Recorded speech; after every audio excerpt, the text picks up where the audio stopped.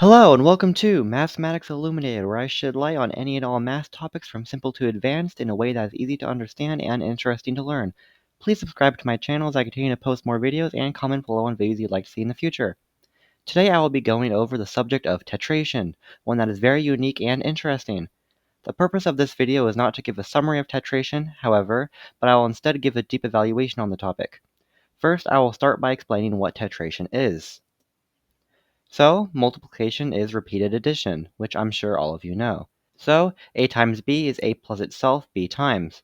For example, 2 times 3 is 2 plus itself 3 times, which is 2 plus 2 plus 2, which is 6. Exponentiation is repeated multiplication. So, a to the b power is going to be a times itself b times. For example, 2 to the third power is going to be 2 times itself 3 times, which is 2 times 2 times 2, which is 8. Well, in this same way, tetration is repeated exponentiation. So, a tetrad to the b power is going to be a to itself power b times. So, 2 tetrad to the third power is going to be 2 to the itself power 3 times. So, 2 to the 2 to the 2, which is going to be 2 to the fourth power, which is 16. As you can see, the way I'll be representing tetration is what looks like an exponent on the back of the number instead of the front. There isn't a fully accepted way to represent tetration, but I personally find this method the best, as it seems to be the most common and easy to remember.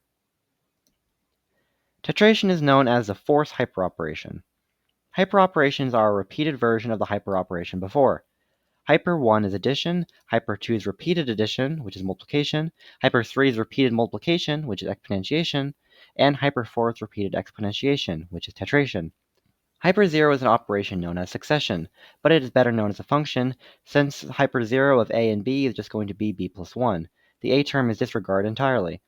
So it is more common to just write that the successor function of x is just x plus 1. This hyperoperation rule can be used as a way to define hyperoperations and write properties for them. It may look a bit complicated at first, but allow me to explain it using some examples. Let's substitute x in for 1. You can see all the places we are substituting in for 1, so now let's simplify. We are now left with this. Now recall that hyper 1 is addition and hyper 2 is multiplication, and we see the h, parentheses, and commas here showing what we are performing hyperoperations with. Here we see that we are performing hyper 2 on a and b plus 1, so we are multiplying them together. Next we can see that we are performing hyper 2 on a and b, so we are also multiplying these together. Next we see that we are performing hyper 1 on a and ab, so we are adding them together. And now we are left with this, that a times b plus 1 is equal to a plus ab, and if you multiply out the terms, we find this to be true. It turns out that the hyperoperation rule at the top, in terms of x, a, and b, works for defining hyperoperations. If we substitute x in for 2, we can see the same thing happening. Simplifying everything, we are left with this, which one finds to be true with exponentiation rules. Well, what happens when we substitute 3 for x? We see that we are performing hyper 4, which is tetration on a and b plus 1. And we additionally see the tetration of a and b here. And we also see hyper 3, which is exponentiation, so we see that we are raising a to the a tetrad to the b power. So that leaves us with this rule of tetration, that a tetrad to the b plus 1 power is going to be a raised to the a tetrad to the b power. This is very significant, and allow me to explain why. There are many rules that exist for particular hyperoperations. Here on the left I have them written in H hyperoperation form, and on the right I have the same things except simplified. Here we have basic rules you're probably familiar with, such as a plus b equals b plus a times b equals b times a, and other simple rules, such as a times b plus c equals ab plus ac, or a to the b plus c is equal to a to the b times a to the c. We even have other rules, such as how a to the b power is equal to e to the natural log ab, which I will use later in this video, and then Euler's formula, which helps expand exponentiation to imaginary numbers. So, why is all this significant? Well, we have all these different helpful rules for addition, multiplication, and exponentiation. But this is basically the only rule for tetration that is helpful in that same way. Basically, expressions like a tetrad to the b plus c, tetrad to the bc, or tetrad to the a to the b cannot be simplified like other hyperoperations. This is the key issue that makes tetration so complex. Fortunately, however, we can derive rules of tetration from the one rule we do have. First, I'll go over something important you need to keep in mind. So, as you know, 2 tetrad to the fourth power is going to be 2 to the 2 to the 2 to the 2. since we are raising 2 to itself 4 times. But you must keep in mind that to evaluate tetration, you must evaluate the top powers first. First we evaluate 2 to the 2, which is 4, then we evaluate 2 to the 4th, which is 16, and then we evaluate 2 to 16, which is 65,536. Now that I've clarified that, I'll go into showing properties of tetration with this rule here. Recall that for addition, multiplication, and exponentiation, we have special cases when evaluate at particular values, such as x times 1 is x plus 0 is x times 0 is 0, etc. Well, let's try forming some rules like this for tetration. Notice how I switched out a for x. This will come in better when evaluating rules for x tetrate to a particular value. I'll put the rule on the top right for reference. First, we'll see what happens when b equals 1. We know that x tetrate to 2 is going to be x to the x power. So we are left with this. We can see that x tetrate to 1 is equivalent to x here since they are both in the exponent. So we have our first property here that involves x tetrate to a particular value. Now let's try it when b is equal to 0. This leaves us with this, and we already showed that x tetrate to 1 is just x. So we are left with this. That x tetrate to 0 is a number that makes it so that x raised to that number is just itself. And of course we know this number to be 1, since x raised to the first power is just itself. Now let's try it when b is equal to negative 1. This leaves you with x tetrate of 0 is going to be x raised to the x tetrate of the negative 1 power. And we've already shown that x tetrate of 0 was just 1. So now we know that x tetrate of negative 1 is going to be a number where x to that number is going to be 1. So that leaves us with x tetrate of the negative 1 becoming 0. So next I'll call b negative 2. This leaves us with this.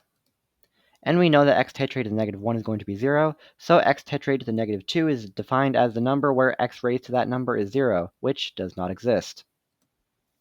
So we could either call x tetrate of the negative 2 negative infinity or just undefined. And because this is undefined, x tetrate to other negative integers are not defined as well. And there we have it. We have now shown properties of tetration. We've gone over x tetrate to special values that create an interesting result, but what about simply x tetrate to 2? For positive values of x, the result can be pretty straightforward. Integers are naturally the easiest, though the results grow quickly. For fractions, it is more interesting. For example, a half raised to itself could be just written as a square root of itself, which allows one to expand the square root into the numerator and denominator, and from there you can simplify by moving the square root symbol out of the denominator. A similar process is done with other fractions. For other kinds of positive numbers, the solution can't be simplified well, but still definitely exists and can be approximated as a decimal. But moving out of positive numbers, what about 0? Well, as you can see from its page on Wikipedia, this is not well defined. From the graph, the solution appears to be 1, but it is up to your own method whether or not you'd like to call this point equal to 1. If you want to see more info on the topic of raising 0 to itself, check out my video on defining exponentiation. I'll leave a link in the description for it. As for evaluating this, it is more appropriate to write that the limit as x approaches 0 from the positive side of x to the x power is equal to 1. So you can call this point 1, or just leave it as undefined. So we've seen what happens with positive numbers and 0, but what about negative numbers? Well, as it turns out, when it comes to real numbers that can be displayed on the graph, only negative integers work. This is because a negative number raised to itself is going to be a positive or negative fraction, besides negative 1, however, which just comes out as negative 1. We can see these points graphed, getting closer to 0 as the negative integers become smaller. With negative non-integers, however, the result involves imaginary numbers. Here I have an example of when you try and evaluate negative half raised to itself, which comes out as the negative square root of 2 multiplied by the imaginary constant I. One sees that for any negative non-integer raised to itself, the answer will always involve imaginary numbers. I will, however, like to warn about a mistake people may make regarding this. Here I have negative 2 over 3 raised to itself, and let me show you the dangerous trap people may fall into when they try and evaluate this. First, you see that because of the negative exponent, this can be rewritten as 1 over negative 2 over 3 to the 2 over 3 power. Then what one might be tempted to do is to rewrite 2 over 3 in the exponent as squaring negative 2 over 3 and then raising that to the 1 over 3 power. This could then lead one to show that negative 2 over 3 squared is a positive number, and that the number raised to 1 over 3rd power is a positive number, and so the result of this, which I have here unsimplified, is going to be positive. However, this is incorrect. The key issue is this step.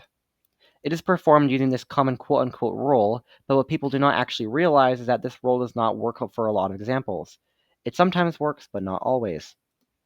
So we are unable to use this when evaluating negative 2 over 3 raised to itself.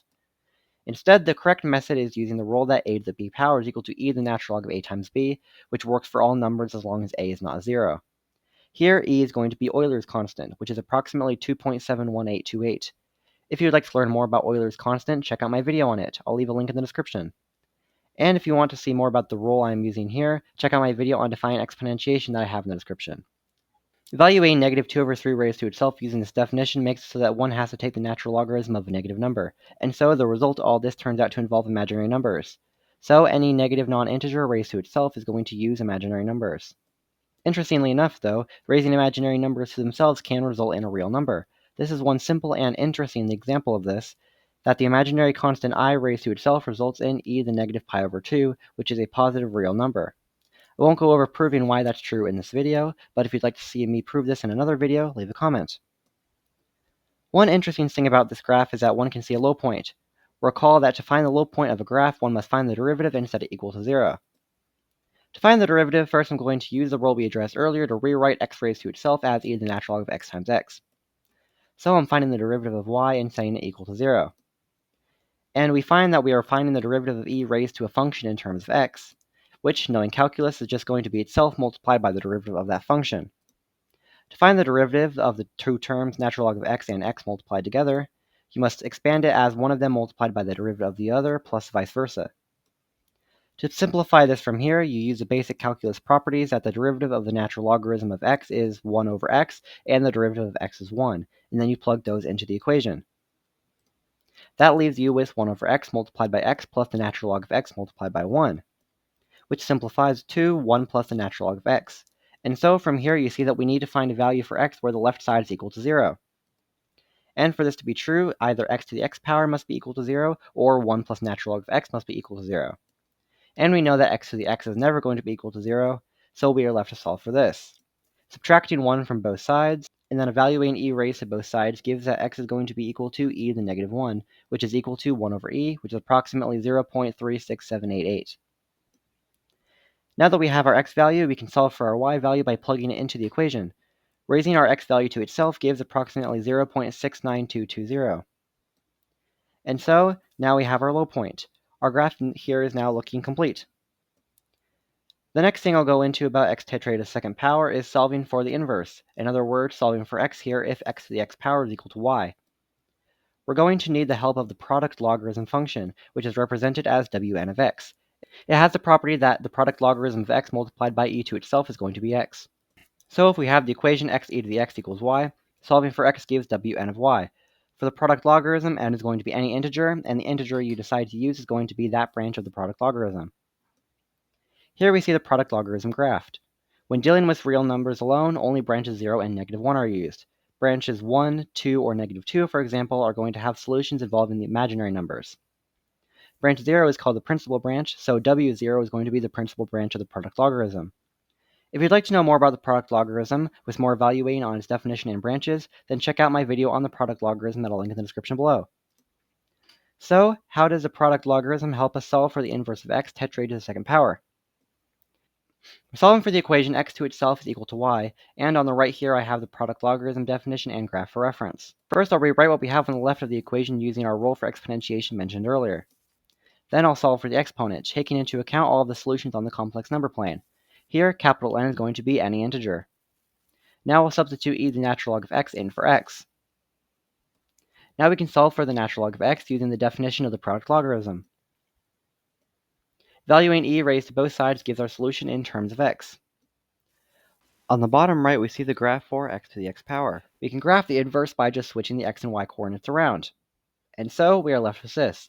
We have our equation in terms of x and its graph. But the graph here only uses real numbers. So let's evaluate this for real numbers only. First, to take imaginary numbers out of the product logarithm, we can say our n is going to be 0, since it can be any integer, which cancels out this term. Next, we can evaluate the product logarithm to only include real numbers, which means that our n here is going to be either 0 or negative 1, since those are the only branches of the product logarithm that can be used with only real numbers. And so, this is what we are left with. And we can see these two options graphed. When looking at the inverse of x to the x power, we see something interesting when solving for real number solutions using this graph. Sometimes there are no solutions, sometimes there are 2, sometimes there are 1. This happens because, depending on the value you choose, it is possible that one or both of the product logarithms will evaluate two imaginary numbers. Let's try solving for the equation x to the x equals 4 using this method. That leaves us with this. And rewriting 4 as 2 squared, we can reevaluate this as e to the product logarithm of 2 natural log 2 for branches 0 and negative 1. Looking on the graph, you see that solving this equation for x only leads to one real value, and this is because the product logarithm of 2 natural log 2 using the negative first branch turns out to use imaginary numbers. So to solve for real numbers, we are left with just this. As it turns out, the product logarithm of 2 natural log 2 at the principal branch is just natural log of 2, as can be easily demonstrated using the definition of the product logarithm. Substituting this into what we have gives e to the natural log of 2, which gives us our final solution, that x equals 2. It's easy to come to this conclusion with your mind by just looking at the equation x to the x equals 4, but the method behind solving it mathematically is incredibly interesting, and it gets even more so when you try solving it for even more complicated numbers. Now that I've gone over x tetrate to the second power, along with a deep evaluation on its graph and inverses, I will now be going into x tetrate to the third power. Looking at the graph, we notice that for negative numbers, there is no real result except for the point negative 1, negative 1. One is able to see why when you see this as x raised to our previous graph. For negative non-integers, of course, the answer would be imaginary in the left graph, so it's going to be imaginary in the right graph.